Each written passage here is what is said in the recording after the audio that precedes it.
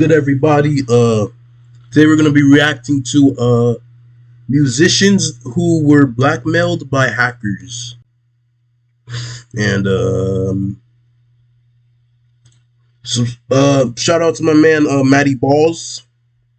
Shout out to him. He be making clutch videos, bro. I love the man. I love the guy. Pause. But yeah, bro. Get into it. Hello? Oh my god. Oh my god. Internet, hackers often cause a lot of trouble in various areas: politics, video games, film, and of course, music. There have been many artists who have had their music stolen by hackers and leaked, but sometimes the hackers want to make some extra money, so they will hold. Didn't for Trippie Redd it was for like the Mansion Music album. That's why the album sound really shit.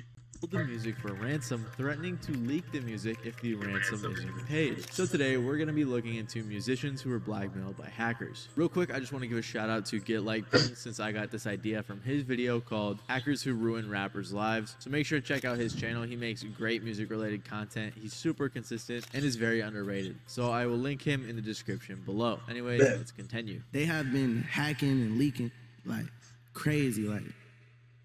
At the beginning of this year, in 2023, Trippie Redd was gearing up to release his album Mansion Music. Yes, yeah, I told you it was Mansion Music. It throughout the month, but then randomly released it on the 20th in a seemingly rushed manner. The album had a lot of mixed reviews, but one thing that everyone noticed was the song Crazy Train with Travis Scott, because it had a really weird mix. It was the main thing on this album that stuck out like a sore thumb and had everyone talking about it, especially. Let me listen to it. Obviously, I can't. I'm gonna skip this part for YouTube because I'm gonna get copyright. But I'm gonna listen to it. All right, you can listen to it for yourself. But yeah, man, Crazy Train. I forgot how that go. I'm gonna be honest with you. This does sound really shit.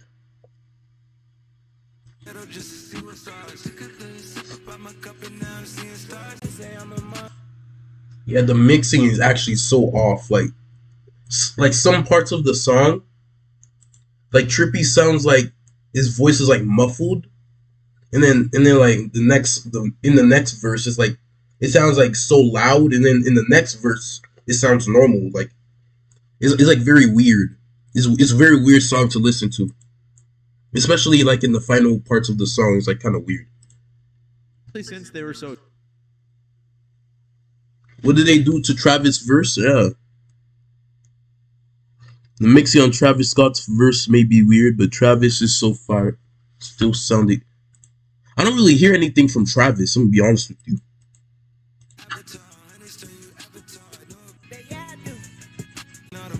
Yeah, Travis's part sound normal to me.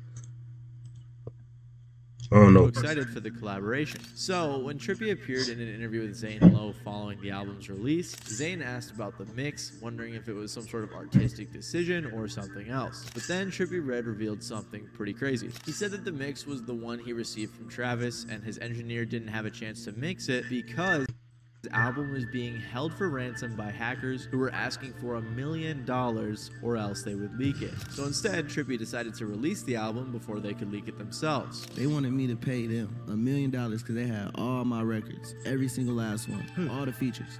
Some hackers.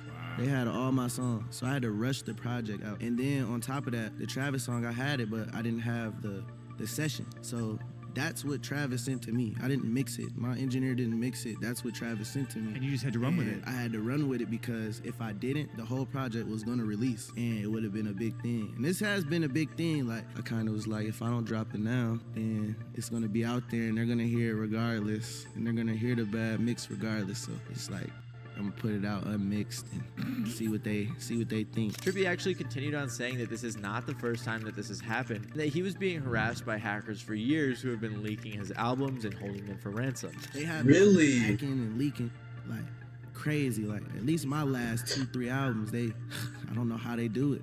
Like Pegasus, it probably leaked 2 months before it dropped, bro, and it still did extremely well. And they want money for it. They're like, we'll hold it. Damn. Trippie did say that they would. Bro, people are so weird, bro. People are so fucking weird, bro. $1 million, we're gonna leak it all, bro? Come on, man. fixing the mixes after they released the project, and they eventually did update the songs. Some hacker was offering the files for money. They did update the songs, for real? Update the songs. Some hacker was Wait, for real? Oh. offering the files for money. So in a very similar situation, Smashing Pumpkins had their album stolen by a hacker who was threatening to release it if he was not paid the ransom. But this time, they actually did pay the ransom. In late 2022 and early to mid 2023, Smashing Pumpkins was releasing their 3-part album, Autumn, a rock opera in 3 acts. But while they were releasing the first act, something bad happened. Billy Corgan, the frontman for Smashing Pumpkins, received a message from a fan who told him that 9 songs from their upcoming album had leaked online. He revealed this on May 5th this year on the Klein Alley Show. Right when the album was being mixed and mastered, which is a very kind of nervous time because the files are finally going out to different people. And as you can imagine, these days, everything's digital. So a fan contacted me and said 9 of the songs have leaked. What? This is like 6 months ago. And they were all probably the most catchy singly type songs. So it's like, not only is it 6 months too early, but you're pretty much giving away the album before you even have a chance to even set your feet into the ground. He wasn't sure how the hacker obtained these songs, but the hacker was demanding a ransom for the songs, or he would release them. We don't know exactly how much the ransom was, but Billy said that he paid the ransom out of his pocket to stop the leak from happening. Some hacker was offering the files for money, and we were able to trace it and pay off and keep it from leaking. Stop and it. The FBI got involved. Did they do that thing where like a person, they will send you a toe in the mail to prove they have the person? Did they send you like a guitar hook Like to a be stem? Yeah, did they be like, we've got this is you like you? Yes, they strangely had stuff that it wasn't like I don't know how they got what they got. So they got it and then ransom was paid? Yes. Or did they just want out cool of my merch? pocket, unfortunately. You had but to pay. We were able God. to do Really? stop the leak from happening. Understandably, he seemed really against allowing the album to leak before it was released, so he paid off the hacker to mitigate the risk. Especially since their rollout seemed very thoughtful and planned out, they couldn't let that happen. And they also couldn't just release the album like Trippie Redd did since they were releasing it in 3 parts. He also didn't want it to leak because the songs that the hacker obtained were songs he figured were the catchiest and most likely to be hit singles, so it could have really hurt the success and profits from the album. Billy also mentioned that the hacker not only had their music, but other unnamed artists as well. So it is possible that other artists may have also had to pay this hacker some hush money. Apparently, because of this, the FBI got involved. Billy himself says he isn't sure what happened or how they were able to find the hacker, but apparently the FBI was able to track down the hacker and put a stop to his operation. Maybe he even got his money back, so it seems like this example in particular may That's have crazy. If you hack it, it's a crime.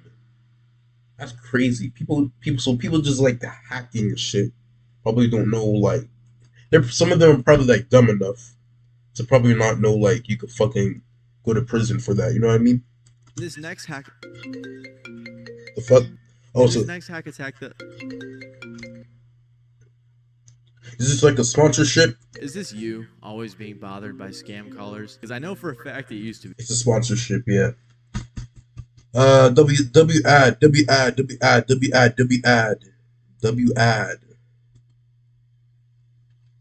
The largest ransom on this list.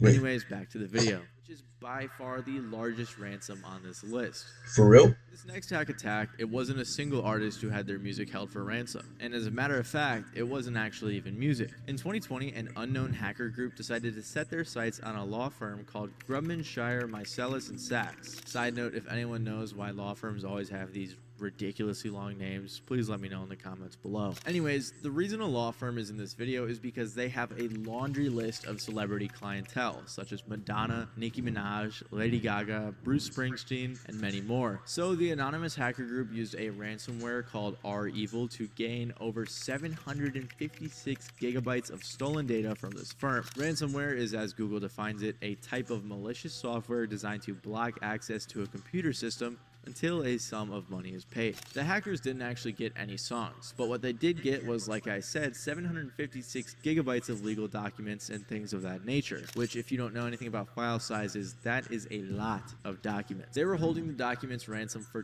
$21 million, which is by far the largest ransom on this list. Following that, the Grubman firm hired cyber extortion specialists to combat the ransomware demands, but that clearly didn't work out because in retaliation, the hackers then released released a batch of files that was 2.5 gigabytes large. It included a bunch of documents and legal stuff from Lady Gaga that included promotion agreements, expense sheets, promo photos, and a bunch of other paperwork. There's definitely a lot of information in these documents and other stuff that the hackers obtained that the artist would most likely not want to be leaked, especially depending on their legal situation. After the hackers released that first batch of documents in retaliation to Grumman hiring their cyber extortion specialists, they stated that their new ransom price was doubled to $42 million, which is apparently the largest ransomware request in history. They also said online, there's an election race going on and we found a ton of dirty laundry. Mr. Trump, if you want to stay president, poke a sharp stick at the guys, otherwise you may forget this ambition forever. And to you voters, we can let you know that after such a publication, you certainly don't want to see him as president. Well, let's leave out the details. The deadline is 1 week. But a source that Rolling Stone obtained that was close to the law firm said that the firm had no dealings with Trump, which would make sense because they mostly worked with musicians. The hackers also released some documents from Christina Aguilera, Madonna, and Lizzo. There hasn't been much reporting on this hack attack since it happened, but we do know that the FBI got involved and recommended that the law firm not pay the ransom, so they didn't. And apparently the firm hired some people who were able to retrieve some of the data, but apparently most of it is still out there and is even available for purchase online. But for some reason, the hackers have not released all of it onto the internet like they were threatening to do. The hackers have also claimed that the firm paid them $365,000, but it is also possible that they lied. They demanded $150,000 on threat of releasing it.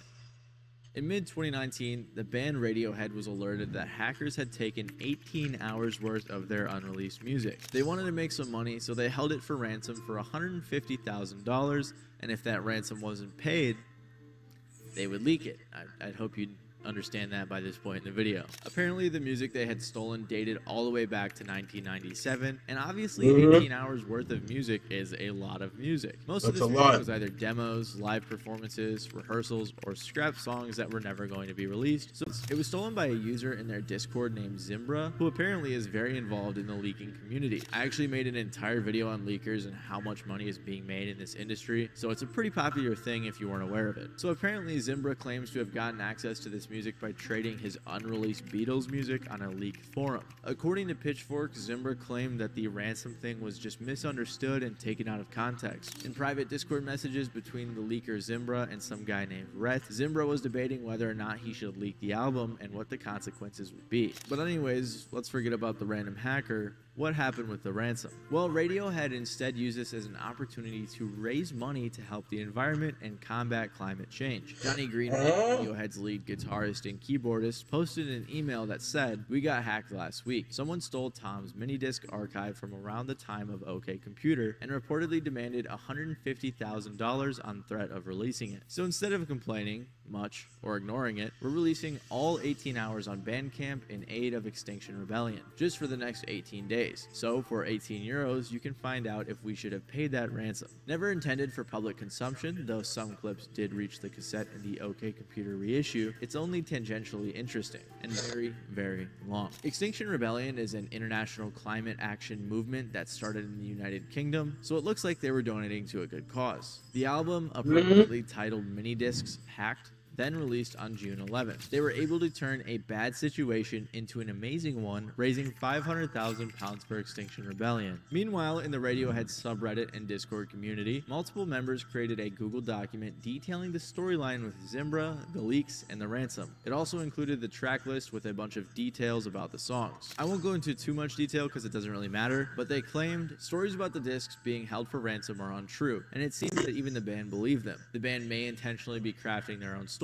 or they may be misinformed. It was incredibly frustrating reading the articles that got it all wrong. Now that everything is out of the bag, we believe the world deserves to know the real truth, what actually happened that led to this release. So as you can see, this was a huge deal in their community, especially since all of these random Reddit and Discord users were in one way or another responsible for one, Radiohead releasing a whole album, and two, Radiohead making a ton of money for charity. Apparently, Zimbra decided to leak the album under another innocent Discord user's username 2 days before Radiohead released it. However, it was released on the dark web and obviously didn't make much of a difference since Radiohead turned it into a huge promotional thing for a good cause, and clearly it worked out. This video is a bit shorter since thankfully this doesn't happen too often, but make sure to stay tuned for next week's video. I'm super excited about it because it's going to be the third part and the final part to my music conspiracy theories Music conspiracy theories. Oh wow.